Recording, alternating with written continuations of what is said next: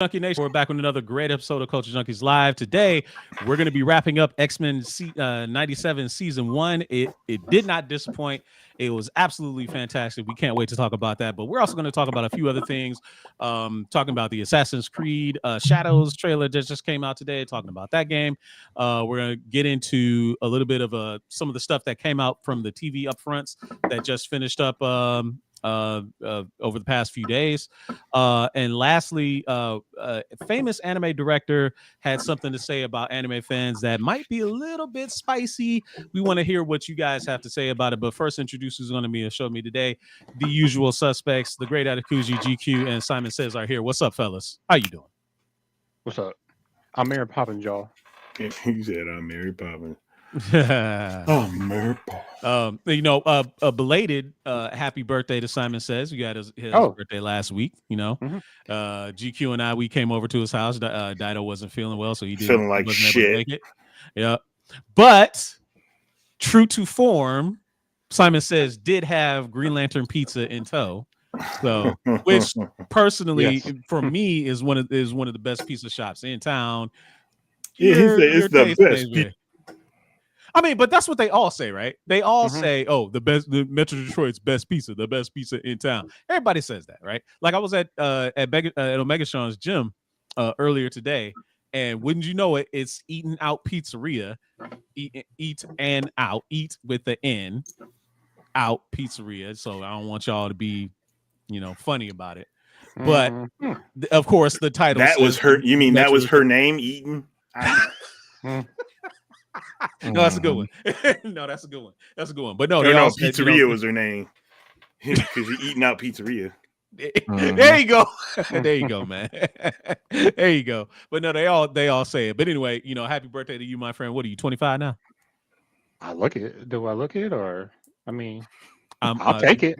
I'll take it. I'm not gonna say anything about that. One of the things that I can do, being the youngest of the group, is I can call you guys old men, and even though I got all the gray hairs, but I can still do it. You got the most gray hairs out of all of us. I barely have any. Somebody gave me a lot of gray hairs. That's what happens when you sell drugs.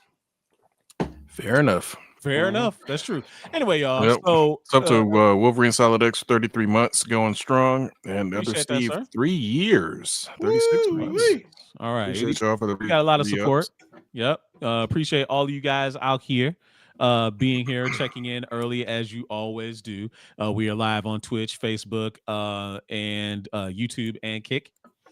So thank you very much for you all being here. We hope to entertain you over the next 60 minutes. So real quick, let's get to what came out today. The new trailer for the latest Assassin's Creed game, Assassin's Creed Shadows. We're getting two protagonists this time. One, the Black Samurai Yasuke, and a female ninja from the Iga clan, set in the period of 1597. After FX's Shogun, for those of you that aren't, hip to Japanese history. So no, you're not going to see, Hiroyuki Sanada, posting up in this show. You won't see. He looked like Hiroyuki Sanada, my man, the protagonist's father. Yeah, he did a little bit, but that is definitely not him. But anyway, let's talk about the game itself. Obviously, they didn't show any gameplay. It was all cinematics. Setting kind of the story a little bit. I mean, it's another Assassin's Creed game. I think we all kind of know what to expect, but this time it's set in, feudal Japan. You're gonna have shinobi. You're gonna have the shinobis. You're gonna have samurai, covered by two different protagonists. What you guys think of it after you watch the trailer? It made me interested in Assassin's Creed again, because like after you had the first one, which I loved, thought it was great. Then you had the second series because you had the part 2A, 2B, and 2C. But then I kind of fell off after that. Like the part 3, which took place in America. I don't know. Then you had the pirates, the Egyptians, the Vikings. And I was just like, meh. But this one looks like it's going to be kind of cool. I look forward to seeing that one when it comes out. And when it's $25, I'll have it. Of course. It won't take long. Yeah. It won't take long. Assassin's Creed is one of those game franchises that they bring them out almost like Madden. it seems like they just fallen over themselves to bring the next one out, because Mirage or whatever it was, I think it was the last one, that came out 3 months ago, tops. And here we are about to have another. Yeah, I still have it over there sealed. I haven't even opened it yet. And it's legitimately, this one comes out in November. So it's like, are y'all just falling over yourselves to keep releasing Assassin's Creed games? Now, granted, this one looks like it's going to be more fun. It's a more interesting time period. Obviously going to have 2 different types of gameplay, I would imagine, between, the samurai and the ninja. So there's a lot of potential there, but I don't expect this one to, because Assassin's Creed games that come out usually have collector's edition. Within a month, they're slashing the prices because people aren't buying them. Because Mirage came out at 60, 70, whatever the new price is. It's 50 everywhere I see it now, or less. Now, is that magical number? Now, a couple things at play here before you jump in, Simon says, and I'm not sure. I think are you a veteran of playing the Assassin's Creed games? Do you play a lot of them, or have you played a lot of them over the years? So the question I'm gonna ask for you, answer that, one, but two, do you think it's because they milked the franchise, or is because a negative opinion of Ubisoft itself in general? What do you think? What do you say? Well, I did play the first one, and I didn't get a chance to play like any of the other ones, because I just like the first one better, to me. But like I said, they love the MZO saga. That was the best one from what my brother told me, and everybody else. I think they are kind of like spreading it too wide. I won't say too thin. I would say maybe like too wide, because like GQ said, this one Mirage just dropped about maybe like 3 months ago or 6 months ago, and now this one's about to drop in November. So don't even talk about the film.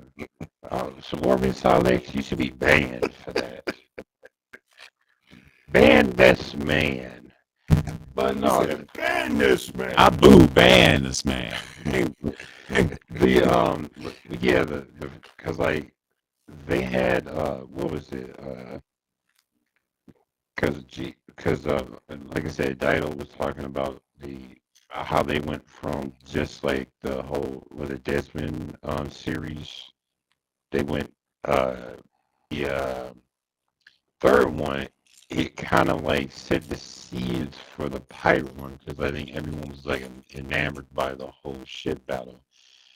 And then, okay, I have to be the actual spoiled kid, or I say grumpy old man. Get off my lawn. Vikings are not assassins.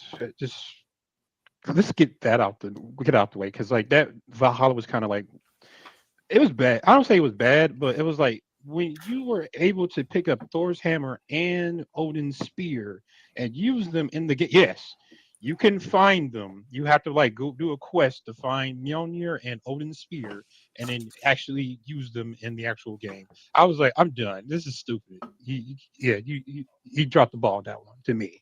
That was my 2 cents about that. Yeah, it's going a little bit far. Yeah, so we're of the opinion really that the Assassin's Creed IP is just really down bad, and there may be no way to return from it at this point, because they've done the IP to death, for lack of better phrase. Feels that way, most definitely. I mean, they're already in too deep. They might as well keep going. I mean, but what else can you pull from? Go ahead, GQ. Oh, there's a lot of different civilizations you can go into. I don't know if they're still trying to do the whole thing where this is memories of Desmond's ancestors and he's just tapping into that, or if they've dropped that all together and they're just like, look, we're gonna grab somebody off the street and get their ancestors' memories or something. I don't know. What was the machine? The Animus or something? Animus, is that what was the Animus? Yeah. Okay. No, they dropped that completely. I had a feeling, because I'm like, okay, you're getting into too many different civilizations for it to all be related to this one person. Yeah, but I think they haven't even touched the Mayan civilization, or they probably will. They probably will. I don't see them going backwards. I mean, hell, They kind of are because I Yeah, mean, but why? Yeah, because why not? Haven't they I been mean, they jumping could around all jump the all time? over they could jump all over the place if they want to. It doesn't really make any two difference. It doesn't really matter, I guess. But maybe they would have made that progression already because Somebody's at your door. it Oh, sure somebody's is. at the door. Well, you told that motherfucker to DoorDash? use it. What you call it? No, it's it's my brother. It's your little brother. Okay. Well, Yeah. it looks like Dido's gonna have to go take care of some stuff. No, I don't. I Maybe. ain't going nowhere. I can let him in. He just better not bring his ass back. But you know he will. You know he will. He's gonna make a live appearance. Just hope he don't get too wild and he ain't had too much drink. He show up naked. That's all. I don't think Just that's make sure. Hey man, your brother can get crazy. So I don't know. You never know. Heard them stories about Canada. So he's toned down a lot. He's been telling me Oh, because he had kids. Is that what it is? That and maturity and just understanding more about life. Maturity. Okay. Yeah. All right. That's a fair question. Where's the Metal Gear Solid movie at? It's coming. Yeah. Just like the Robotech movie, right? It's coming. It's coming. Yeah. It's in limbo. Okay. Eventually. I'll believe it when I see it. Yeah, once they reach deep into the shadow realm and pull it from the ether. I believe it when I see it. Yeah. I believe it when I see it. So okay. So are we not excited for Assassin's Creed Shadow, or we, because I don't remember. GQ, did you say you were excited? Simon says I'm not necessarily excited. I will be interested to see what the collector's edition looks like, because that's one thing Assassin's Creed usually does pretty well is their collector's editions. Mirage notwithstanding, because this last one was not all that good. I guess they phoned it in. Weird. Well, no, it's not even so much they phoned it in. They made it weird because it's like you can buy the game, you can buy the collector's edition, but they're not in the same package. Like I can go to GameStop right now and get the collector's edition, which is just the extra stuff, as its own separate purchase. Does not come with the game. Okay. Okay. Have they, hold on, time out. Didn't they do that with Mortal Kombat or something like that? You had to get I thought it was some game where they gave you no. You're thinking of what Sony's been doing with stuff like God of War, where you get the collector's edition. It doesn't come with a physical game; it comes with a download, but it comes with a steelbook. Yeah, that's what I thought. Yeah, that's what I was thinking about. Yeah, they're all over the place with that. I'm like, just throw a disc in there. I don't care if the disc is just a key or whatever. If you're gonna put a steelbook in, put a damn disc in the game too. They should, most definitely. Yeah. That part is just lazy, but they've been doing that for a while. I think I have an empty steelbook over there from Shenmue 3. Oh, Still wow. in the cellophane.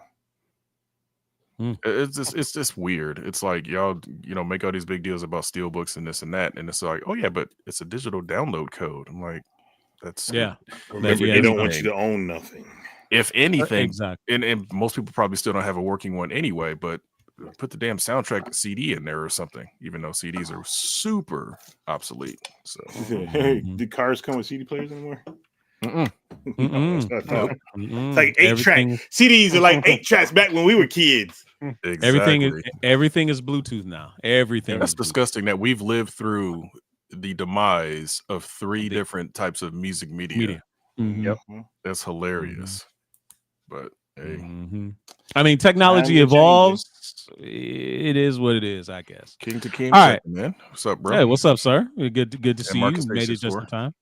Yep, good to see you. So now we can pivot. We can switch topics. Now, we're getting at about good 12 minutes. The icebreaker is over. So now let's recap X-Men 97 season 1. The last episode just came out today. 40 minutes long, about 45 minutes long, which is obviously the longest episode that we've gotten this season thus far. Happy about that. Still wasn't quite as long as I wanted it to be. That's just me being selfish, though. What did you all think of this episode and the season in general? Dido, let's start with you. Well, the whole entire season was magnificent. I have never seen a cartoon that was that good. And it came off from their heart. It came off from like, oh, you know what? This is the stuff that we saw. This is stuff that we read. This is what we're going to put out there. And it was great. And me being the fact that I don't read comics in the same manner as all the rest of you guys, of course, I'm still entertained. I know some of the lore here and there, and then other stuff I did have to find. Like I didn't know that was Cloak and Dagger. You guys told me that. But the show is great. I can't wait till season 2. I like that they did all the Easter eggs and all the other stuff, and hopefully they'll do more. I mean, they make their own cartoon. They used to have kind of a cartoon cinematic universe, but they weren't really. I mean, X-Men and Spider-Man kind of, but they had some characters that would pop up on Spider-Man, some characters that would pop up on X-Men, and then you had the Fantastic Four, and you had other ones. But now they can actually bring those style arts if they really want to, and make the cartoon cinematic universe, the MCCU cinematic cartoon universe. Nah, that don't make sense. Or just the MCU, the Marvel cartoon universe, whatever they want to do, and just they can actually do that stuff now. And just I think that'd be freaking dope if they do. But I can't see where they're gonna go from here. I know a lot of people were talking about it was gonna be Onslaught was gonna show up, and all I know about Onslaught is something to do with the two psyches of Xavier and Magneto, and that's what I thought it was going to happen, because while they were like talking to each other via their minds or what have you, it felt like it was going to go that way. But I can't think of any other cartoon. I mean, there's a lot of good cartoons out there that are specifically made for adults, but you can't really compare this to anything else, because the stuff we had in the 90s, it had to be certain way for children because it was on TV. I mean, Charles and Magneto were drinking alcohol. You never do that back in the 90s. That's true. It was freaking amazing. I loved every minute of it. Every minute of it. Simon says, your take on the show, where it left off, and kind of like, as some people are in the audience talking about, the Easter eggs, but also the fake out. What did you think of all that? I don't think it was a fake out. I mean, it was a fake out, because they were kind of, well, okay, you're right. I'll let you finish. Please go ahead. Yeah, I didn't think it was a fake out. I didn't see anywhere that it was going to lead to an onslaught. I mean, everybody assumed that they were going with, but I mean, if it was based off like, they're trying to continuation from '97, but they're, like I said, they're throwing in like all these different storylines from the comic book. I mean, they have a lot of storylines to go through. I don't think they're gonna like just go that route just yet. They might do it down the road, but I don't see if they were going that way. That's how I interpret it, in my opinion. But yeah, I actually enjoyed it. I had my bowl of cereal watching it on Saturday, so I enjoyed. Wait, did you do that today? Because you said just before the show you just finished watching it. So did you have a bowl of cereal for dinner while you was watching it? Is that what happened? And no, I just watched the last episode. Okay, but the rest of them I did. So I might have to like go back and watch the final episode.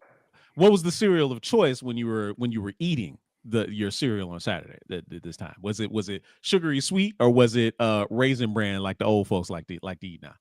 No, it was a bowl of honeycomb. So yeah, I could throw back a whole box of honeycomb in one day. It's like you used to not be able to do that now, but man, that shit is so light. Yeah, you could just do it in one day.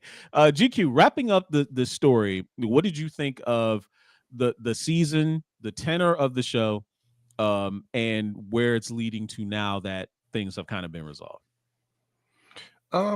Overall, the show as a whole was a breath of fresh air, in the sense of putting out a story, putting out multiple stories, actually multiple arcs, basically slamming people in the face with a lot of information, a lot of changes, Game of Thrones style, killing off main characters, and doing stuff that usually isn't done in American cartoons. So I definitely appreciated that aspect of it. Like Simon said, it's definitely not a fake out. If people thought it was going to be Onslaught, that's fine. They didn't say it was going to be. They just led you down that path. And the problem with doing the Onslaught story, you're basically going to kill Xavier again. So there's really no need to do that. They just brought him back officially, so there's no point in killing him off again. And also going into the Apocalypse story, the Rise of Apocalypse is going to be fun. And we actually got to see Apocalypse in 2 different forms in this episode by the time it was done. Not a huge fan of the voice actor yet. The original voice actor was the best. See, He was almost irreplaceable. He was so good. Dude, them Yeah. one-liners, man. The one-liners. But Oh, hold on, yeah. hold on. Can I just say this? That I'm Mhm. kind of like very interested. I know you saw the end credits. Yes. They pulled the card out. Mm-hmm. They're going. So I don't know if I just spoiled it for you guys, but I already know what's coming. I mean, I think all of us comic book readers that were reading, the X-Men back in the 90s, we know what's coming for sure. Obviously, maybe some people that are not quite as well versed on the comics may not know. I don't necessarily think it's spoiling because we know where they're going to be pulling from. But essentially, I see it like this, right? There's two things. The two things that And are Omega going to just happen. said it, so Yeah, he did. He said it, and we expected Yeah. that. Doesn't necessarily mean that we have to display it, but it's not. It's just like he just said. Also, That's it's just speculation. speculation for now, truly.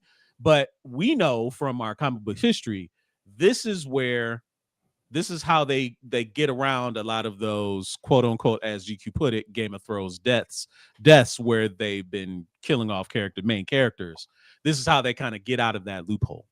I'm personally really interested because I didn't really care as much about this aspect of them, is where Scott and Jean ended up, in the future, basically. That was the storyline too. That was like this own comic book. It's whole other comic book, basically filling in not just the origin of Cable, but also, if you think about it, this is where Nate Gray came from too. Yeah, that's where they raised Cable in the future.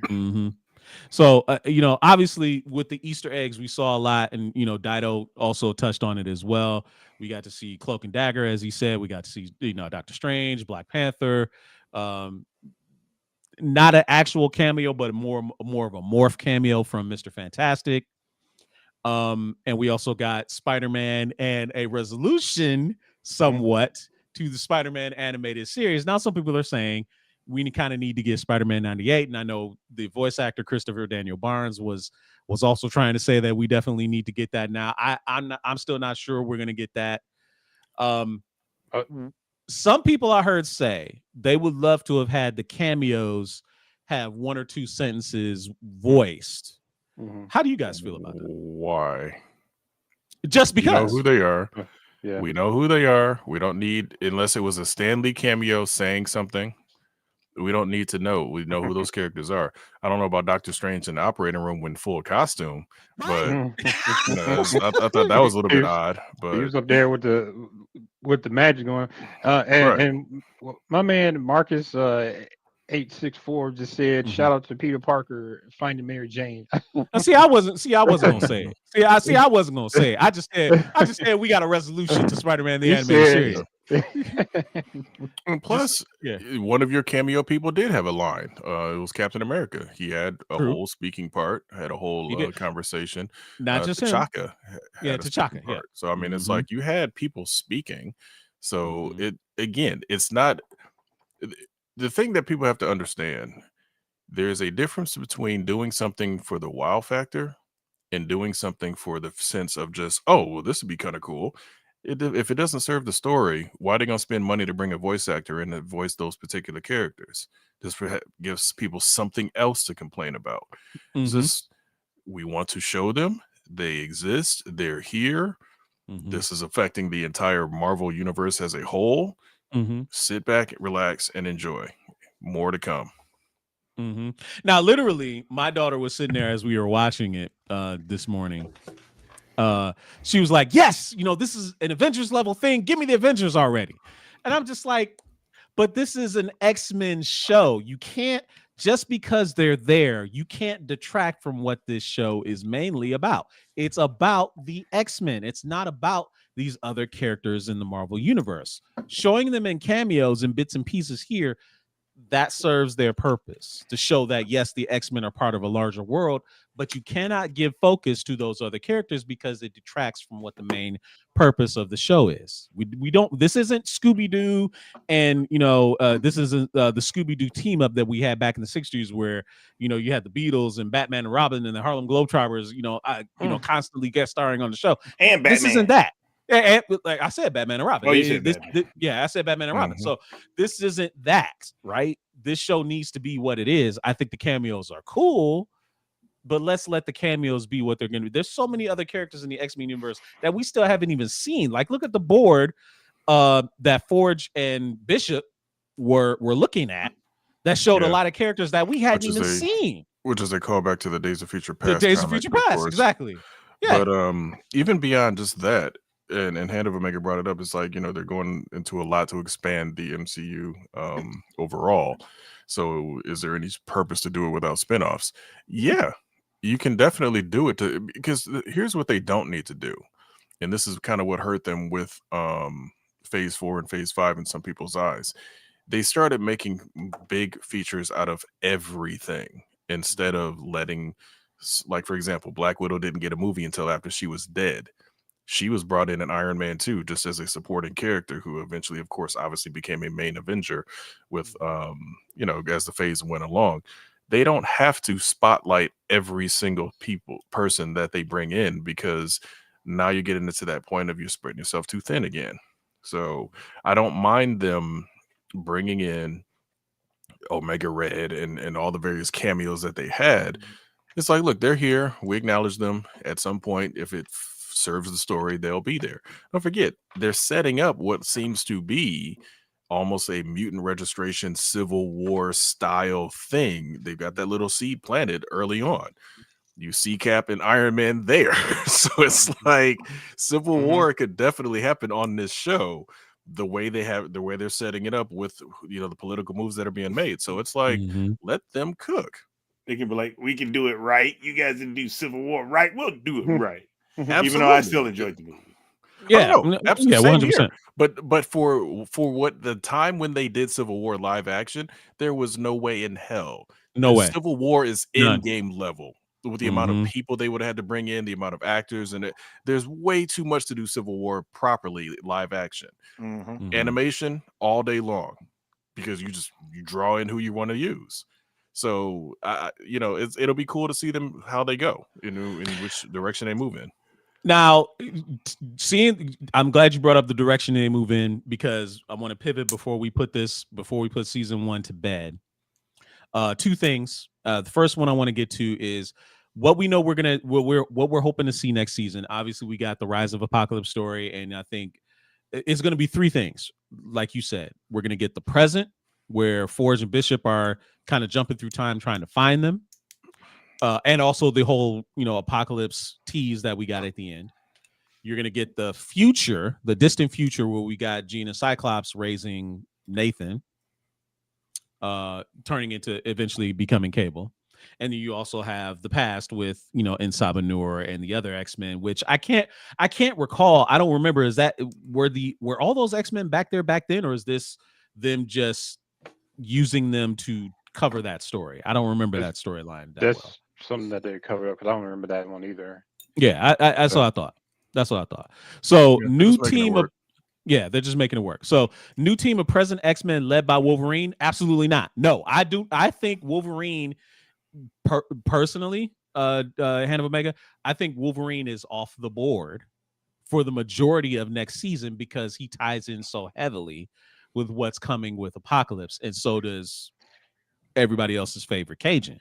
Yeah, I don't think Wolverine is going to come back up until at least episode 4 of the next season, because he's for the first time in a long time, they sidelined him in the finale. They were just they did. We ripped it out. He's done. He's done for this whole episode. Like, you gonna see him, but he's done. Does that a little make moment between him and Cyclops, though, which is kind of cool. Was nice. Was nice. I did like that. But let me ask you guys this. Simon says, Dido, maybe you don't know as much because you didn't read the comic books, but this is the whole thing with Wolverine and his bone claws. This is where that came from. Oh no, I know that part. I know that part where he comes from, and He's From like my understanding, feral. it was this the adamantium was kind of holding back his healing because it was Yeah. consistently trying to, and so now he's actually gonna be more He was more feral. more feral. He was most he was a lot definitely. more feral in the comic books, and I'm not sure we're gonna get to see that part of it in next season. I could be wrong. Yeah. I don't think we're gonna see that part of it next season. I mean, I Wolverine got is so popular, but the thing is, and we get it why he's popular, but they're trying to not make it the Wolverine show. Wolverine's already had his just do way too much. Way Like too much. seriously. So Well, I he think had- that's why they're trying to He had Which is what 2 different shows after this? Yeah, and Yeah, he was the Wolverine and the lead. X-Men. Yeah, X-Men Evolution, Wolverine and the X-Men. Yes. Iguana Man Wolverine is not in the past. They actually even said, "Where's Wolverine?" Oh, but no, my daughter was saying that. Well, where's Wolverine? Nobody saw him, and he was on the stretcher on the ship. Yes, but they didn't show that he made it into the past. And for the purposes of where the story is going, I can almost 100% say for sure he's not in the past. He's not in the past. I believe, and I think Hand is saying that Wolverine's in the present being treated. But he already got treated. I'm pretty sure. Look, my brother was sitting here watching it with me, and he didn't watch any of the series. This man has fallen out of so much completely. But like he was like, man, he should have healed already. He should have healed already. I was like, that was pretty traumatic. It probably is going to take a little bit to heal. And then he started comparing to Deadpool. I was like, you saw Deadpool get ripped in half in the movie, and how long did he have those little baby legs? It wasn't immediately. It took a while for the little baby legs to turn into real but legs. even still, Deadpool's regeneration is actually better than Wolverine's. Yeah, it and is. So I was like, which it's is still going to insane. take a little bit of time to get back. A little bit. And Deadpool's is the way it is because it's almost like his body is constantly almost overhealing itself, and that's why he has all those lesions and stuff on his body. And he's not a mutant. He's a he's a mutate. Mutate. Yeah, he's a mutate. Yes, like Spider-Man. Hand of Omega. Wolverine's healing factor did kick into overdrive, and that's what we were saying. He became a lot more feral back in the day, or at the time when it happened. How did he get off? He lost his nose.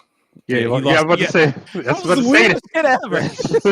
I was about to say the exact same thing. Shit ever. This is something I wanted to say real quick before we move on. Because you just mentioned he's on an asteroid and blah, blah, blah asteroid. They were doing way too much. You have a dude that can teleport. Why the hell they just didn't teleport their asses somewhere safe? He can't teleport that far. The plot. Really? No, that's not necessarily that's not true. He can teleport to any place that he can visually remember and he can picture. He could have done it. Had he chose to, he could have done it. But plot dictated that he forgot that he couldn't do it at that time. Again, that's the one thing that you have to deal with when you're dealing with characters like that have all these crazy powers and all this other stuff. You got to find a way to take them off the board or do something. Because like even in the X-Men Apocalypse movie, they had a thing where Nightcrawler teleported everybody, but it took so much out of him. He was sidelined for the whole fight. So it's just like there's certain things where it's just like, okay, well, this person's way too powerful to actually be here, so we got to get rid of him somehow. Yeah, I guess so.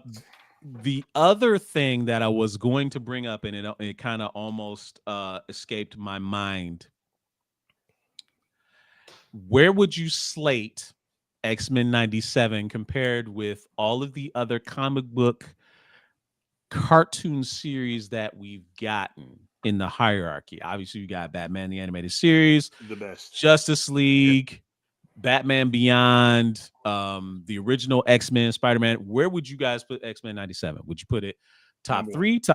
You put it number one. Dido says he put it number one. Simon says, what do you say? 5. 5? Okay. Yep. All right. Okay, 5. No, that's respectable. 5. GQ, where would you slate it?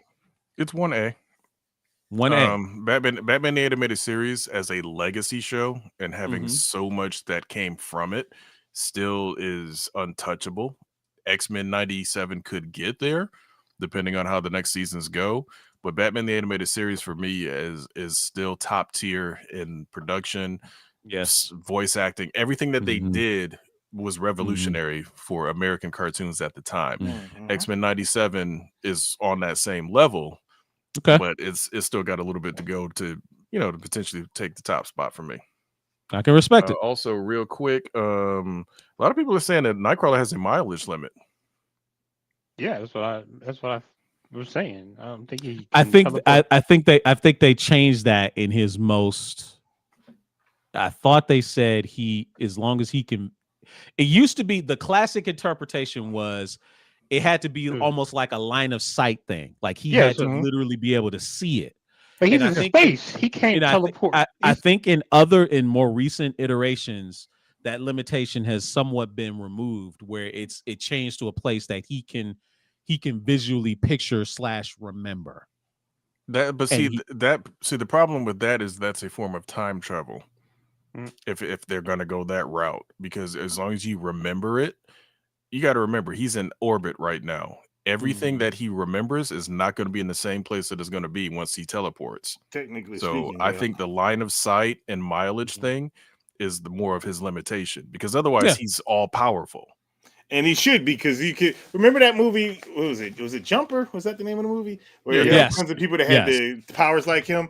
I was like, that movie irritated me on for one thing, because if you have the power, nobody should be able to stop you, because they were doing it in the movie though, but you just grab them, teleport them up in the air, drop somebody, and then teleport yourself safely back down. And you would do that, and people would not, they won't see it coming.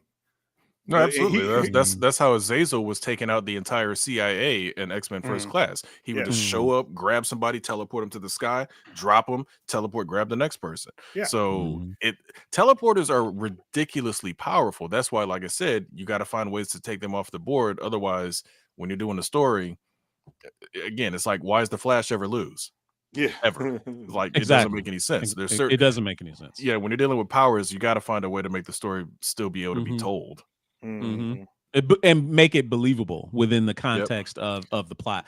I love what everybody else in the chat is saying. A lot of them are saying, top 5 minority games. Thank you very much for the $1 cheer bit, 100 bits. Thank you. I would love to acknowledge Hand of Omega saying Spectacular Spidey, Avengers, Earth's Mightiest Heroes were great, as was Legion of Superheroes. Legion of Superheroes was one of those shows that I did not give a chance. I know a lot of people have spoken very highly of it, so maybe I need to revisit it. I think Fallen Marvel says 97 puts the series as number 1 for him. Justice League more than Batman the Animated Series. Interesting. King Takeem says number 1 for him. Marcus A64 says top 3. Nobody from Facebook has checked in. We'd love to hear from somebody over there as well. So honestly, that puts a fork in that. Obviously, we need to wait until the show comes back next year. That's going to be a long time to wait, but we're kind of going to need another show. We're going to need another show from for the community, for us to invest ourselves into, that we all can actually watch together. Want to say a couple Star Wars shows coming out. Well, we got a that's month true. for that. The Acolyte. That's right. Like the Acolyte is getting ready to come out. That's true. So should the Acolyte be our next community show that we all? Oh, it's going to be. Okay. All right. Okay. It looks like Omega. I don't just went ahead and made the decision for all of y'all. So to hell with you if you don't have Disney Plus. You got to get Disney Plus to watch Acolyte, because I'm sure a lot of people is probably like, if you are a goddamn nerd and you were watching X-Men, there's only 2 ways to watch it: legally and not legally. The Straw Hat way. The Straw Hat way. Yeah. So it's just like they're gonna watch it. They will find a way. Exactly. I think they nerds find a way. Yes, they do find a way. Want to say what's up to Dissidenu for joining the Culture Junkie Nation over on Twitch. Thank you very much. Appreciate you guys. Welcome. Minority Games put a message to his most recent bit donation. He said, "Where is Fallen Marvel?" I'll let Fallen Marvel speak for himself. He's actually in the chat right now, so he's in the chat. So if you want to ask Minority Games where is Fallen Marvel and why he isn't on the show, you need to ask him, and he'll tell you. He'll tell you. Fallen is always welcome. He's always welcome. In fact, we miss him. He would he would be greatly missed on this show to contribute to that. Anyway. So we think the Acolyte is going to be our next show, community show that we're going to watch. Okay, that's cool. That comes out May June. 25th, I June. think, right? Oh, Is it it's June? not May, June. it's June. It's Yeah, it's early June. It's June. I Okay. think it's June Yeah. 4th. Come if on, I'm not it's mistaken. Star Wars it was a Ninja month. Samurai. Yeah, it was a month from May 4th.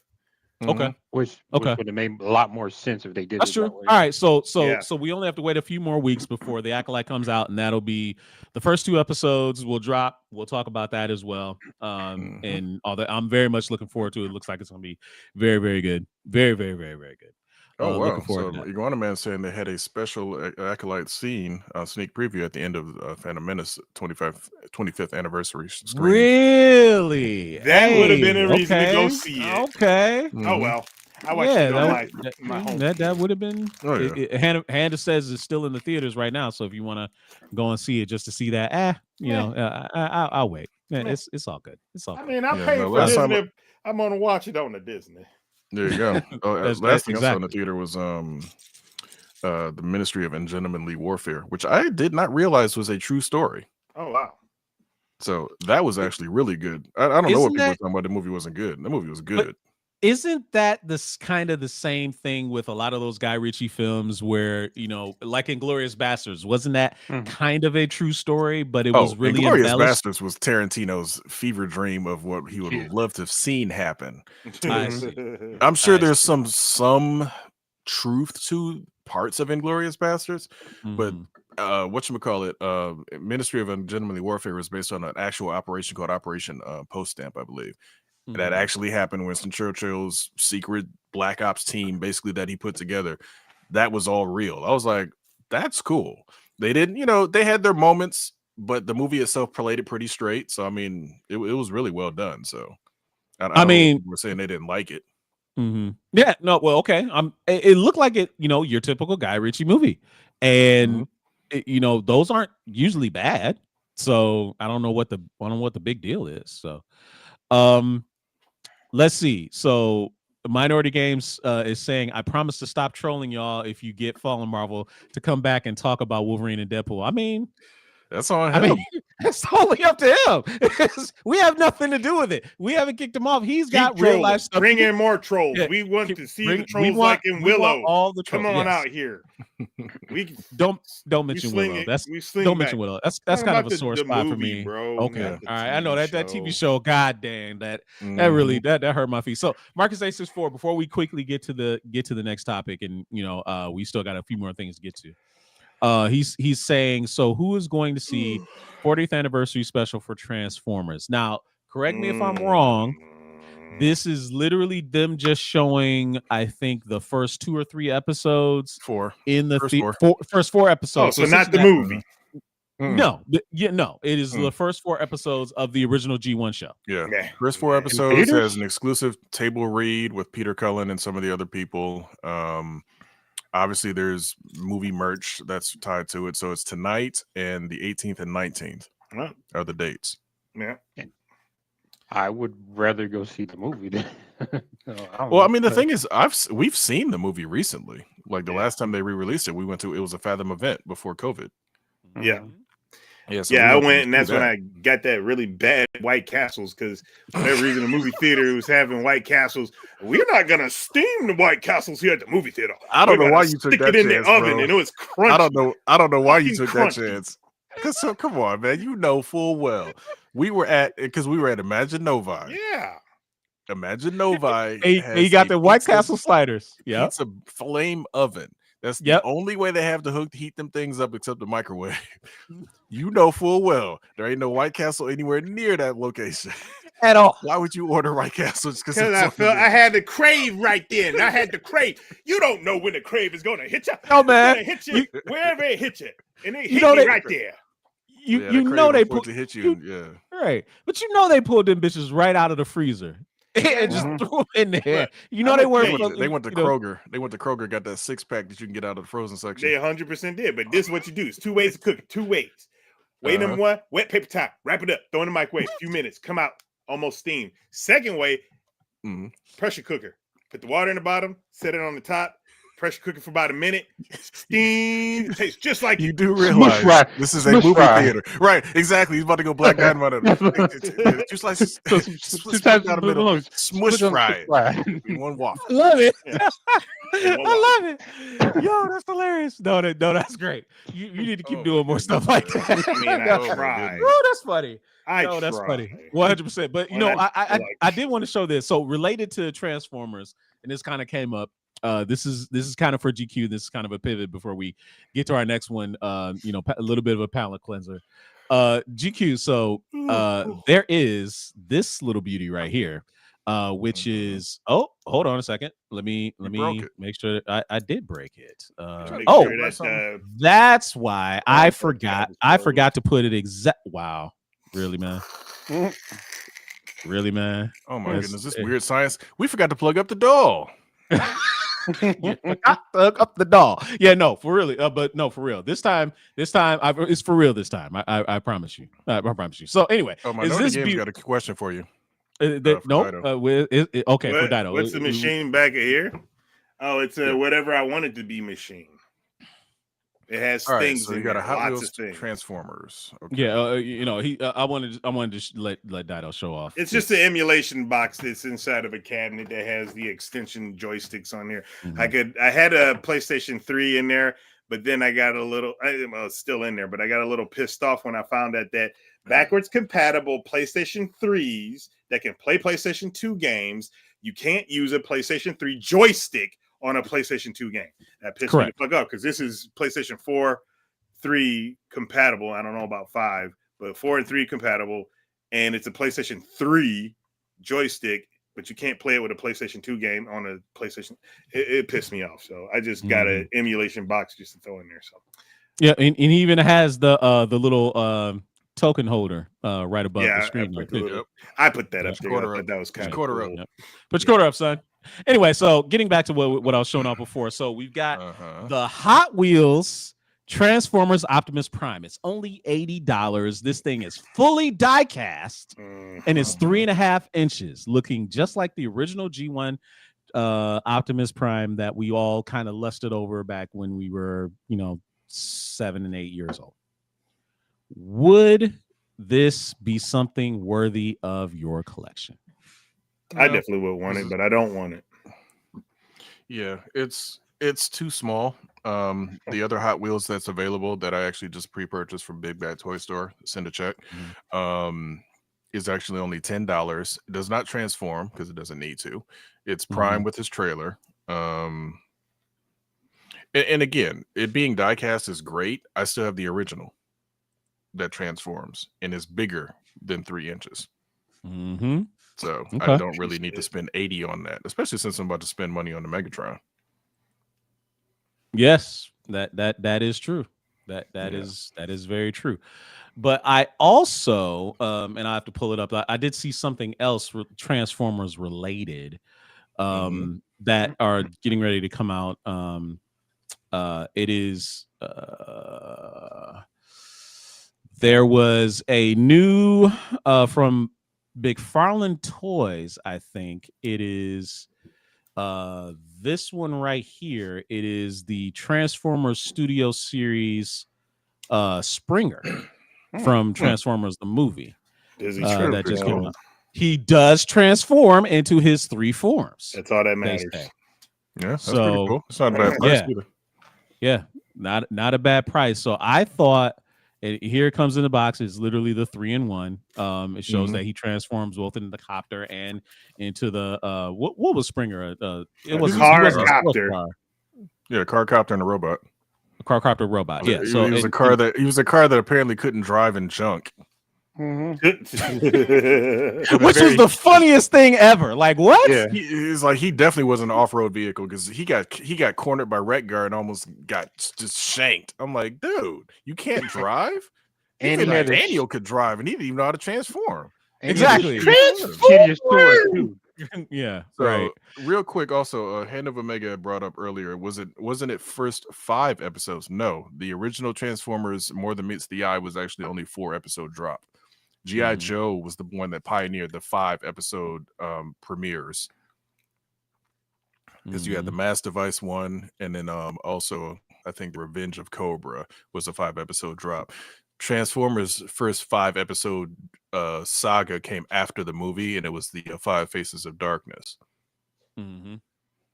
So that's so them dropping the because that would have been a weird oversight for them to just be like, yeah, we're gonna do 4 episodes, even though it was a 5-episode arc. So it was definitely a 4-episode drop, and then the 5-episode thing became the norm once G.I. Joe started doing it. Yep. No, that's true. All right, guys. So let's pivot to another topic that I wanted to bring up. And like I said earlier in the show, if you missed it, I was saying that the upfronts for TV for a lot of the various channels like Netflix, ABC, CBS, Fox, they did all their upfronts announcing their shows that are getting ready to come out in the fall or over the course of the next year. And a lot of interesting things came out of them, and I kind of wanted to bring them up to you guys and talk about them a little bit. One of them being that Nicolas Cage is going to be well, we know Nicolas Cage was voicing Spider-Man Noir in Spider-Man Into the Spider-Verse, in the Miles Morales movies. Well, one of them is that Nicolas Cage is set to star in a live action Spider-Man Noir series at MGA Plus / Amazon Prime Video. Now, what do you guys make of this development? It's kind of hard to say anything. I just hope it's good. I mean, Nicolas Cage, I enjoy his movies. He was, kind of a character in the Spider-Verse, whatever, and they do a good job. Which it's not too hard, in my honest opinion, nowadays to do a good job. It's hard to meet all these fans' expectations, but it's not hard to do a good job. He's a comic book fan, man. I don't see how he could not big time try to pull it off. So I look forward to seeing almost anything that comes out that's comic book related. I try to watch it, and very little of them I don't find entertaining. So that's fair. That's fair. How old is he now? I don't know, man. I mean, Spider-Man Noir doesn't require a bunch of physicality, and even if it is, it's going to be CG anyway. I'm just curious. Yeah, he's got to be up there. Yeah. I mean, he's more of probably like a detective because it is Spider-Man Noir. He's 60 years old. Yeah. Nicolas Cage is 60 now. Okay. Yeah. And again, I'm not saying that he can't do it. I mean, look at Denzel. Denzel is doing the Equalizer in his 60s. That's true. It could definitely be done. I was just curious because he's got that unbearable weight of massive talent. Which I still need to see that movie. But I haven't. I mean, and Fallen Marvel is saying, anyone know they have supposedly re-releasing Spider-Man movies in theaters? Apparently, Amazing Spider-Man 2 only made $500,000.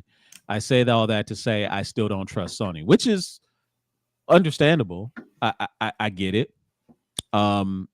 Because they not only is this Spider-Man Noir series in development, but a Silk live action TV series is supposedly in development as well. For those of you that don't know who Silk is, she is another spider, totem character in the same universe as the 616. Apparently she got bitten by the same spider that Peter got bitten by, but she sequestered herself in a bunker for I guess over a decade or some other shit. And okay, it's that's weird. just that's where you get to that dumb comic book writing that doesn't make any sense. Yeah, that was really gonna tell me that spider that he got bit by survived long enough to find her wherever the hell she was at, and she got bit by the same one. Yeah, they're in the same they're in the same science area. Yeah, I guess. Look, man. Comics. Comics. Exactly. Comics. That's all you gotta say. Comics. Yeah. Comics. Exactly. We literally all you make had that to into say. a t-shirt. Yeah. But 100%. but no, it's whatever. Like if you look at Madam Web, they tried to potentially have 3 other Spider Girl characters. So it's just like Sony can say whatever they want to say, just like Fallen said. Until we see it, I'm not gonna believe it. Yeah, they don't earn benefit of the doubt. Obviously, their animation productions with regard to Spider-Man are beyond reproach at this point right now. Until they produce something, So Hand is saying she got bit first. Oh, really? That spider was hungry that day. Yeah, I know he's going around biting. Like, I'm gonna bite you. If you get in my way, I'm gonna get you. Right. That's all he was doing. Like you, and I want you. It's whatever. It's fine. But I mean, whatever. Whatever. Mhm. That's just hilarious. I hear you guys. So another thing that came out of the upfronts was the announcement that Amazon Prime has also got their hands on a Phoebe Waller-Bridge written Tomb Raider series, live action, obviously, and Tomb Raider in live action has had a very, shall we say, I think saying it's been a bit rough is being generous. So they're trying the TV show approach for Lady Lara Croft. I don't know how well that's going to go. Phoebe Waller-Bridge says she's a fan of the IP. I'm sure other people have been fans. Yeah, I mean she's old enough. I'm sure she has. She probably grew up playing it. She's of that age where when Lara Croft came out, she was probably in her teens. So it was probably a character that she really wanted to play because she was the first very prominent, female video game character that, outside of obviously Samus, but Samus was more known for wearing armor. Lara was, very, shall we say, polygonally devolved. I don't know how basically how to phrase that. But anyway, her polygons were ample. She had ample polygons. Let's put it like she had that. pristine polygonal proportions. There you go. Thank you, GQ, very much. Yes. So we'll have to see where that goes. What do you think of this, GQ? Reminds me of Relic Hunter. Oh wow! Especially for GQ and I, man, that's a deep cut. I mean, again, it's an easy story to tell if you don't mess it up. It's very much Indiana Jones because obviously that's who she's inspired by as far as a character and the whole idea of Lara Croft. You have to cast the bright Laura. We've had 2 Lara Crofts live action so far, Angelina Jolie and Alicia Vikander. We've had plenty of models be Lara Croft, but obviously none of them were given the role in the sense of acting. But it's all on picking the right Laura. And if they could almost do a little bit of young Indiana Jones, so some of her younger days from the 4th game, which is called Tomb Raider: The Last Revelation. You can start off with that. Make that 1 episode. Do not try to stick with her being a kid for a long period of time because that's not what people are here for. You got to find the right person to be Laura, though. That's a real tricky balancing act because she's always been a sex symbol. And then they kind of took it away from her when they came out with the Crystal Dynamics game and tried to make her more realistic. So there's a very trying to jump, hang off cliffs. Exactly. So it's like there's a very, very interesting balance that they're going to have to really find with whoever they cast to be Laura, because she has to be pretty. That's part of the character. I don't care what anybody says. I don't care what you want to, however you want to argue it. She is always attractive. She's always been an attractive girl and an adventurer. So you can't have one without the other. You got to have them both. So we'll see where we go. Exactly. She isn't a tomboy. She's literally she's feminine when she needs to be. She's aggressive when she needs to be. You don't have to put her in a box.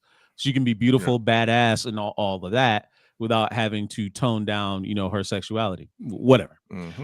I don't want to hear this whole, she's not made for the male gaze stuff. There's plenty of women that find, empowerment in being, sexy. They do. So, I mean, it is what it is.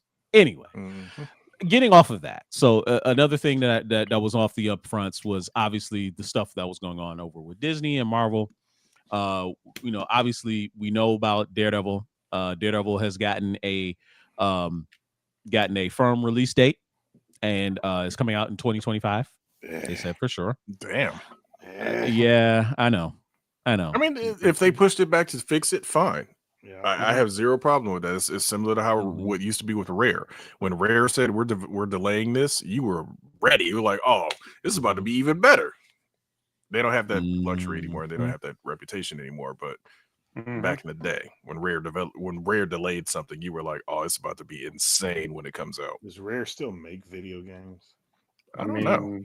I'm not sure. Not recently, because Xbox owns them. I haven't seen anything as of late. Yeah, Microsoft might have bought them just to shut them up. Probably they do a lot of that. They shit. do that. They do a lot of that, apparently. Mhm. Anyway, so one of the things that they did say Daredevil is going to be coming out next year, while also showing the trailer a little bit behind closed doors that hasn't been released yet. So, but hopefully we'll get to see that pretty soon. They said Daredevil Born Again for sure is coming. I'm looking up the date now. Probably be a D23 reveal. It might be. Yeah, it might be. Damn, I can't see where it is. But anyway, they definitely said it's going to be next year. The other one that they talked about was Ironheart, which I think a lot of people were wondering has that been completely like cut because Bob Iger was saying a lot about they're going to be reducing and relooking at a lot of the stuff that we come out, and a lot of the usual suspects were 100% thinking that Ironheart was going to be on the chopping block, but no, it's definitely going to be coming out. Showed a trailer for that too. What about Armor Wars? What if that's still even going to They haven't talked about that, and if they cancel that, go ahead. I'm sorry, I didn't mean to interrupt you. No, go ahead. No, go ahead. I know. I could have sworn they said they like just canceled it straight up. That's what I heard. I think that would be a massive mistake, especially because I think at the end of Secret Invasion, didn't they say something about Rhodey would return or something like that? Or did they say Nick Fury return? I don't remember. I thought it was something along. Don't forget, all of those are probably put in there long before any changes were going to happen anyway. Yeah, and it's never a guarantee. It's like, yeah, they can. They do. They said Star-Lord's coming back. We don't know when. We know at some point he's coming back. So they don't have to necessarily follow it up to any particular normal conclusion. It could just be like, yeah, Nick Fury's gonna show up again. So is Rhodey and various other characters. I just wonder if they're avoiding doing it because they're trying to hold off on maybe having Robert Downey Jr. come back for Secret Wars. Maybe. Fallen Marvel with the thinly veiled shot at Jonathan Majors. Lots of people are supposed to return. Exactly. I hear you, sir. Kang can still return. It just don't have to look like he looked. Yes, it might not be him. Obviously a few other things came out this week that we didn't talk about last week regarding Marvel, but we'll talk about those, briefly. Obviously, John Malkovich being in Fantastic Four. We got a voice. We know for sure. We got a voice for it. They didn't say, but we also have an actor for Galactus as well. I forget the guy's name, but his voice. They said his voice. You heard his voice. And his voice is like, oh yeah, that's Galactus. Yeah, I know you're talking about. Yeah. He's got a really, really deep voice. So got a deep voice. So they said 100% he's going to be Galactus. Some people said really Malkovich trying to figure out who would. Yeah, go ahead. They're saying some people are saying maybe John Malkovich is going to be Puppet Master, which was Alicia Masters' stepfather, uncle. Excuse me. I think it was uncle. Yes, uncle. Yeah. Which for me that would kind of be a waste of John Malkovich's talents, especially when we know for sure that this is going to be a more cosmic level. Galactus is coming. We've got the Silver Surfer. Wasting John Malkovich on the Puppet Master. I don't see that. Terrax maybe or Ona Reese. I mean, no one said anything about Molecule Man. But him as Molecule Man would be kind of cool. Here's the thing: they've taken minor characters before and made them awesome.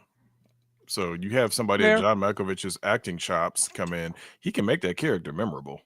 True. regardless That's of what he is like in the books. I mean, true. let's be real. The Avengers was never the best characters until Marvel came in and turned most of them into household names. Guardians of the Galaxy was not even on most people's radar.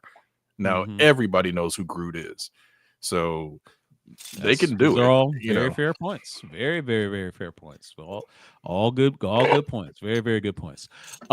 Getting off of that, the last thing that they kind of talked about was the numerous red herrings that were spreading about the Agatha Harkness series. First, it was Agatha House of Harkness, or I think it was Agatha Coven of something. Witches. Yeah. Coven of Coven of Witches, and then then it switched to Agatha the Darkhold Diaries. I thought it was Know, one was the Book of Agatha or something like that too. No. Yeah, I don't remember seeing that. But then they revealed it that all of these were essentially red herrings. And it's really Agatha all along is the title of the series. Agatha all along, just like the show, just like the song that went viral from WandaVision. I mean, And they announced it's smart. It's got that people makes talking sense. about it. These might be episode names. Might be. And the series is coming out later this year, September 18th, with 2-episode premiere on Disney Plus. So that's pretty cool. I thought that was very interesting. It will also be very interesting to see who's going to be involved in this show. Is it literally only going to take place with Agatha in her rise to power? Or is it going to be Agatha under the hex of the Scarlet Witch? And whether Wanda is dead or not, when Wanda died in Doctor Strange Multiverse of Madness, did that undo her hex? Yeah. And is she now loose to wreak havoc again? We'll have to see. I mean, there's a lot they can do with it, because apparently the character being as old as she actually is, there's so many different stories you can tell. And then, like you said, you can tie it into Multiverse of Madness. So there's a lot of different ways they can go. 100%. Yeah. 100%. Yep. So that's a lot of the stuff that came out of the upfronts. I kind of wanted to talk to you guys about that a little bit, get your opinions on them. Anything interesting that stick out to you, like you're looking forward to out of the stuff that I talked about, or is it all kind of just wait and see for you? I'll wait and see. It's all got to be wait and see, because like you can have opinions left and right about stuff and start having expectations, and you can start filling your head full of whatever you want it to be right now. If you choose to do that, by all means, you guys out there, go ahead and fill your heads up what you expect these are supposed to be, and get disappointed when it comes out. I'm going to be like laughing at you guys like, oh my gosh, Agatha, she didn't wear the polka dot bikini on the beach like I wanted her to wear. Like, okay, dude. Right. So wait, damn it. Iguana Man says Supergirl has a June 26, 2026 release date. Correct. Literally a year after Superman itself comes out, which is it going to be the same actress, or is it somebody new? So it's somebody new. It is going to be Millie Alcock, who played Rhaenyra Targaryen in House of the Dragon, which dropped the trailer, is getting ready to come back next month. I'm super excited for that. Or is it? I like the girl from The Flash. I'm sure you did. I'm sure she did okay. It's just again, I know they're going a different route. She's a casualty. Yeah, she's a casualty of wrong place, wrong time. MCU, DCEU. Wipe it all away. Get rid of it all. So yes, so that's coming out on 2026. I'm looking forward to that. Obviously, we'll have to see whether she'll be in the Superman movie. Maybe she will, maybe she won't, and have that lead right into her own movie. It would be kind of weird for her to just get her own movie and she just shows up and nobody really knows or cares anything about her. I think that might be a missed opportunity, but that's just me. Well, we gotta have some callbacks to the original failed movie. They got the Helen Slater one. That'd be so funny. The Helen Slater one. That's funny. It just shows up. Have her fight an invisible monster, just like that movie. Yes, that would be funny. Man, that would be, and have a Kryptonian out there looking oddly like Peter O'Toole named Zoltar. Yep. You know, that would only be right. Yep. Yeah, Zoltar. Yep. And then have a poster of Superman in the background. And yes, pointing up at the sky, just like this. Yep. Like, oh wow, do you know him? My sister. That movie knows was him. funny though. That movie was. It was funny. It was very all over campy. the place. It was super campy, bro. The big crossover. The big crossover was having Jimmy Olsen be actually in the movie. Oh, like that and Lois Lane's sister Lucy, like. Like that's all you could manage. Just get and then of course this punk ass Jimmy is like at the end of it, he's like, "Oh, don't worry, Supergirl. We won't tell anybody that you were here." Why would you what the hell? Superman that you met his cousin? Why would you tell him that? First off, with Superman, we already know he can hear everything that's going on if he so chooses. So they conveniently had him be off world for that movie, which was so super convenient. I know, but so super convenient. So super convenient that they did that. Anyway, so that's about the upfronts. Last thing I wanted to don't go anywhere. I got one more comment that I want to get to you guys. It's kind of a somewhat controversial topic, and this one comes from controversial / legendary anime director Hideaki Anno, who created. I shouldn't say created, but had a integral part in writing and directing Neon Genesis Evangelion, one of what is universally thought of as one of the most heavy, deep anime shows that have ever been produced, and the series of movies that have been produced. I think there's been like seven feature Evangelion films. Half the time when the original TV series came out, nobody really could even understand what the hell was going on by the end of it. You know, it defied all kinds of logic. But that was more or less because Anno wanted to present something completely different than most anime shows were doing, and it's kind of where he's going off of now. And I want to share this with you guys and read it. Something that I ran across. Something that I ran across from a anime group that I'm a part of. So I want to show this, and I'm gonna read it off. So it says in a quote: "Anime fans, in a narrow sense, do not change. I resign myself to the fact that their understanding would probably not change in my lifetime. Of course, they are conforming to a single standard. As long as they are alive, they only like the same things. They're not looking for change. They endlessly seek the same pleasures. Even if you say that there are other interesting things that exist, they can't be bothered. It's like something they didn't ask for and don't care for." Unquote. Now, I found his comments to be very thought-provoking and challenging in a lot of regards, because if you really think about it, as we've gotten older, when we first got into anime, yes, there were a lot of things that we like. You know, obviously Dragon Ball Z, Yu Hakusho, Flame Recca, but all of them kind of fit in the same mold. They were shonen power scaling anime. Mm-hmm. But as we got more into anime and we started being exposed to different things, we kind of branched out and started liking different things. You know, you got your Ninja Scrolls, something. And again, I think this is more or less how we were exposed to the medium, right? I think it's different for us mainly because the stuff it got imported over here. And in the beginning, they could only import so much stuff. That's why you only had movies and OVAs, because buying that stuff was expensive. If I remember correctly from a conversation when you guys used to work at Fantasticon and somebody was trying to buy up Slam Dunk, they wanted $10,000 an episode, which is a lot of freaking money back then. Maybe they don't pay for that now. It's different. But I see what he's saying. A lot of anime fans, they just stick to the genre that they like. Whenever there's a show that comes out that's like Naruto or like Dragon Ball or like Bleach or blah, blah, blah, that's what they like. That's what they talk about. They don't. You don't hear much people like you and I will watch Freyrin.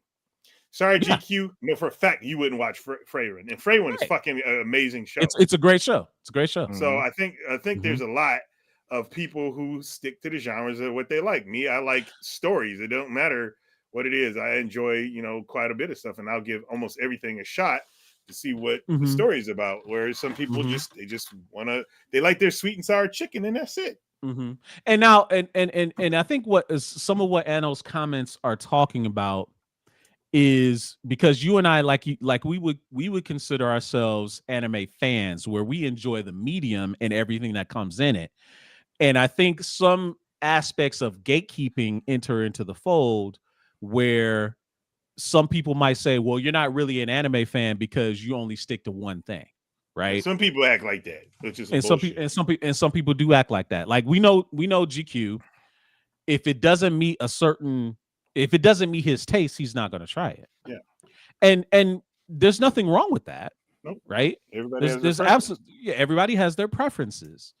I think if you are an anime fan, and this is where I disagree with Anno a little bit, because I think he's painting all of anime fandom, and like Iguana Man commented, that it's more than just anime fans. Nobody embraces anything new. That's painting a lot of fans with a really broad brush. I think there's some fans that are very curious and would love to be exposed to be something different, because even as they get older, your tastes will evolve and they will change. Like one of the comments that I read, GQ, in this group, said, here's my hot take on this. 90% of anime's target audiences is kids and teens. The majority of anime lovers and JRPG lovers too grow out of it when they get older because they can't relate anymore. I mean, I'm in my 30s and I just can't relate to any of these 15-year-old protagonists. The adults that still cling to it usually do so for nostalgia. The ones that still really cling on to it never got out of that teen mindset. Therefore, no, anime audiences don't want change because teens always cling on to the same kinds of stories. Young adult novels suffer from the same issue. What do you say to that? I think it's they're looking at two different issues. It's not so much a simple thing of, oh, the anime fan doesn't want to change, or they don't want, because a lot of people are like that with their particular fandoms. They like, look at video games, for example. The companies release sequel upon sequel upon remake because they know people will buy them. They know that it's a proven, tested thing. Mm-hmm. With anime and movies and everything else, a lot of these studios are not willing to take major chances because of the fact that there's proven formulas that make money. Look at Rebel Moon. Rebel Moon is a Star Wars clone, and a couple of, Seven Samurai and a couple other things that's thrown in there. But I guarantee you, Snyder wouldn't have even got the go-ahead to do that, even with his pedigree of films that he's put out. He wouldn't have got the go-ahead to do that unless they were able to say, hey, that's kind of like Star Wars. I get what you're coming from. Okay, let's put this thing out. Because super duper new ideas, they're unproven, and everything costs hundreds of millions of dollars to make nowadays, including video games. So for the most part, a lot of these companies are not going to take that gamble. Now, from the sense of having preferences and things that you like, that's kind of a different argument, because it's like, okay, for example, I'm not going to watch the next Magical Girl anime. I'm just not. There's one that I know you would fucking like. I know. I'm sure. We've told him about that before. Yeah. I'm sure there are. But what I'm saying is, if that's the presentation you put in front of me, it's not that I'm going to dismiss it out of hand because I don't want to try something new. I'm not interested in those types of anime. This is like, I'm not going to watch Human Centipede or something like that. It doesn't appeal to me. It's not that I don't like movies. Of course I like movies. It's just there's certain things that when you put it in front of me, it's like, that's not really for me. I'll give things a chance if it's something new and interesting. But if it's just straight up like, okay, we're going to sew these three people together and ass to mouth. So it's like, I don't think I need to watch that. Right. So Simon says, when you hear this and you're someone, you enjoy anime, maybe not. Maybe I don't want to speak for you. Maybe not necessarily to the level that maybe Dido and I watch anime because we really like it. Like we're watching anime like every week. We're constantly on the lookout. I'm watching that anime every fucking day. Yeah, like we're watching it all the time, and we're always like, when every season comes out, we're picking out new shows that we're getting ready to watch. So we consider ourselves connoisseur because we enjoy the medium and we really enjoy the shows, right? So when you hear someone like Anno from what I remember of you, you were big into, much like us, you were into a lot of the shows, but you were big into Gundam. You and your brother both. You were big into Gundam. Would you hear someone like Anno kind of say you guys don't change over time? How do you feel about that? Do you agree, disagree? I mean, my tastes have changed so far. I mean, I'm still into mech style anime, but Mhm, I've mhm, evolved to where I'm watching like isekai anime. mhm, To this day, my favorite anime right now is Overlord. I can't get enough of that. mhm. I need to watch the movie, but once I get a chance of that, I, you know, or like redo hero, redo hero. No, I do I, not think Radio Healer will get a second season. No, I do not. no, it won't. But damn, I seen that. I was like, man, that's messed up. But yeah, I've seen a lot of those. Uh, I'm trying to remember the one that I'm like watching now. It's man, I can't even remember the name of it, but it's pretty cool. It's like this guy like super overpowered. No, I think it's like super overpowered my second life. It's one of those long anime titles where, yeah, he's Yeah. like, he's like the hero. Those kind of dramas where the hero comes in and they Mhm, got like this weak power, but they don't, and they get cast away. It's like one of those type of mhm, animes. mhm, Those type of isekais. I like those. mhm. But as far as And for, his mhm. comments, it's like I mean, yeah, some people will stick to what they like. I mean, that's pretty much the norm. It's like, I mean, if you've been watching this particular genre anime, and like, say for instance, it's in the same genre and it comes out, and you watch one episode and it's like, okay, I like this. So, I'm gonna invest my time in it. Like some people are like just diehard One Piece fans. Yeah, I have a like friend. I have a friend at my job who is like One Piece and Mhm. Jujutsu Kaisen. That's all he watches. Right. Uh, And would you consider them to be an anime fan because they literally like only those two shows, or would you say, oh, they're more of a casual because they don't want to take a chance on something and for fear that they won't like it, and so they don't want to get invested? You can make that argument all day long that you want to, right? mhm, I think I think Anno is wrong in that there's a lot of gateway anime that lead people into the genre, whether they choose to try other things or not because of lack of exposure. And yes, I think in some ways Toonami and Cartoon Network is guilty of this because they don't really present widely varied anime, but it's harder to do on broadcast TV because everything is about the ratings. mhm. If people aren't going to watch it, you can't bank on it, then it's going to fail, right? Like I think a lot of people were worried that Gundam would not perform well over here, and They're surprisingly it dead did. wrong. Yeah, and they were wrong, right? I think some people were worried that Tenchi Muyo would be a little bit too weird because it's a harem anime and there's a lot of somewhat adult themes in it, but it's kind of a cult classic from its Toonami days. Mhm. So I think he's wrong in that as long as you put it in front of people and give them an opportunity to basically meet people where they're at and give them a chance, I think you'll find that anime fans' taste will change because a lot of people are complacent and will sit back and only consume what is put in front of them. They're not going to go out and seek the other stuff, right? Mhm. Only a handful are going to do that, and those you would kind of consider the diehards. They're the ones that actively go out and seek. They're hooked. The others are not. So I kind of disagree with him on that one. Mhm. That's my 2 cents on it. Yep. Um, Man is saying that streaming services are negating the high production cost. Netflix is a good platform to get your film or animation access he's to right. audiences. That's very true. The He's other right. tricky part of that is you run the risk of getting lost in all of the other stuff that's there.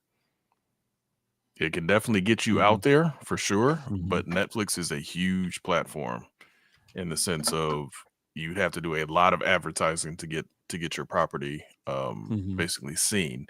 Now, granted, you got Facebook, you got social media. There's a lot of different ways to do the guerrilla marketing aspect of it, but yes, that is an avenue to get a lower budgeted project out there.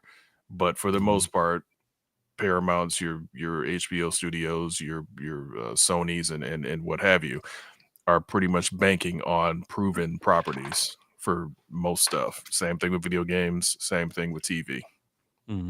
There's a reason SVU is in its 25th season. Man. And just, you know, they work with what they know already works. And like literally Dick Wolf has an entire universe of Law and Order shows, and he also has the Chicago show, Chicago Fire, Chicago Med, and I think what's the third one it has? There's a third Chicago show, I thought. Chicago Fire, Chicago PD, and I don't know what there it is. Chicago Fire, Chicago Med, Chicago PD. Those are his 3 Chicago shows. But they're all they're Chicago all has crossed over into with SVU. Law and Order. Yes, it has. Yes, it has, which is crazy if you think about it, right? So I mean, the dude again, as a producer, the dude is legendary, and I got to give him his props. He's spun off the same basic story to a whole bunch of different franchises. Oh, got a new Batmobile over there, looking good, looking good. Yeah, this is the official. Oh, it's even got the flames. It is. It's even got the flames out the back. Nice. That's cool. I love that. No, that's cool. I got one of those coming.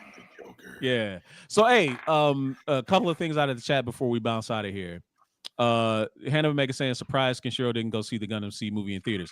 I want to. Is it still in theaters? If it is, I will have to go and see it because yes, Gundam Seed was one of my favorite Gundam shows of all time.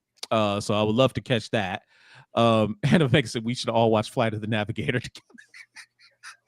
Why are you playing? That was one of my favorite movies back in the day.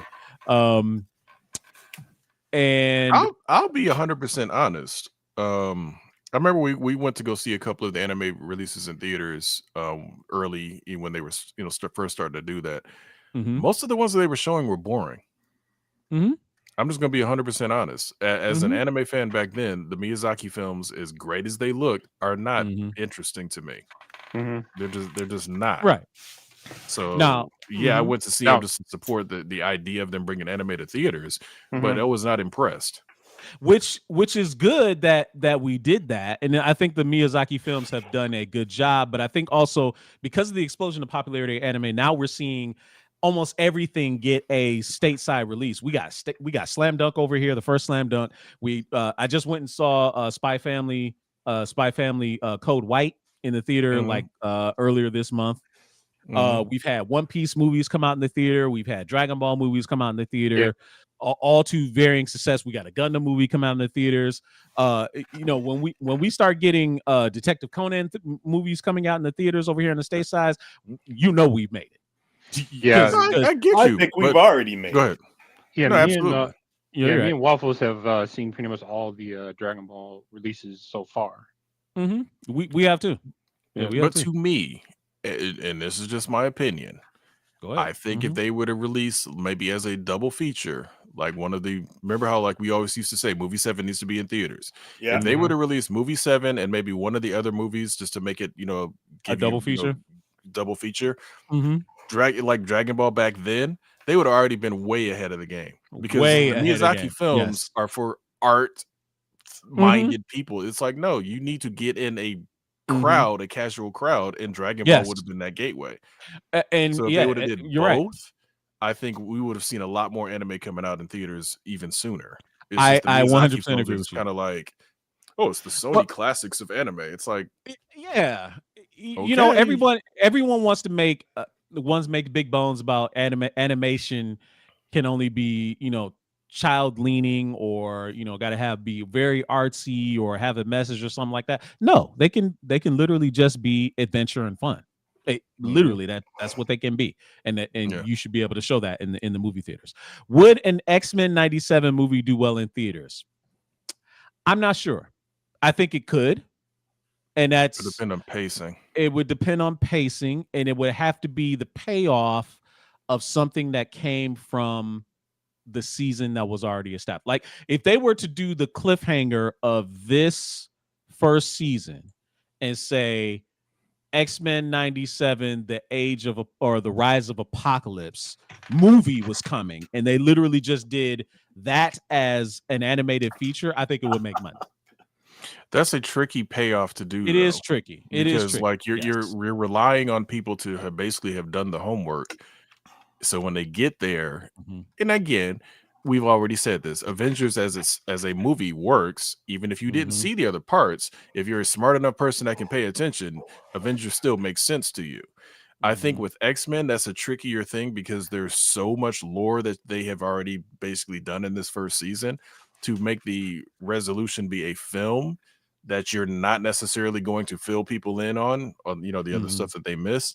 It'd be tough to a do. tough sell.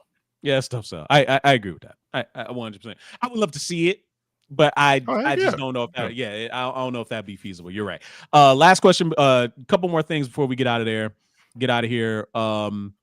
Minority Games is asking a couple of questions. What would y'all recommend to watch on Crunchyroll? So me and Dido probably have a couple. One I 100% would recommend, and I've been telling people in the Facebook group is something you got to watch this season. It's Kaiju number 8. Kaiju number 8 is the show of the season to me. Demon Slayer has just come Solo back. Leveling. Yeah. What'd you say? Oh, Solo Leveling. But even Yeah. though that came out prior, I would definitely recommend Solo Leveling. Kaiju number 8, Freyren, and what was the other one I just said? Mushoku Tensei. Mushoku Tensei. And Demon Slayer just came back. What would you say, Dido? What would you say, You Dido? mentioned most of all the stuff. I would say that's recently. I would watch the first season of Ranking of Kings. I think that one's good. Unwanted Undead Adventurer, Goblin Slayer, the first season. Preem and I also suggest Mashal. That one's really good. Mashal was funny. The Apothecary Diary. I mean, there's so many. Apothecary I Diaries. could That's go my through this shit. list. Yes. The one I'm watching is I was reincarnated as the 7th prince, so I can take my time perfecting my magic abilities. I thought he was about to say I've been reincarnated as a vending machine. I thought you was going I watched all of that. I didn't see that one. That vending machine, I watched it, and it was ridiculous. That was probably one of the most. You got reincarnated as a vending machine. You can magically change to any kind of vending machine. Period. That means you could food, water, pot. They had a fucking nitrogen air and fucking not use panties, but panty vending machine. Like man, it was just no like way. What? In the fantasy world. I'm just like, what the heck? Oh man, no way. Like it's crazy. I like that X-Men Legends. Yeah, that game was awesome. X-Men Legends. Yeah. Best X-Men game, X-Men Legends and Destiny. Yes. X-Men Legends. They I know Raven Software as a company is dead and gone. But God, that was if any game needs a modern day remake, it's X-Men Legends, bro. Very much. It is X-Men Legends. That and Marvel Ultimate Alliance. I would love to get modern day versions of those, not just on the Switch either.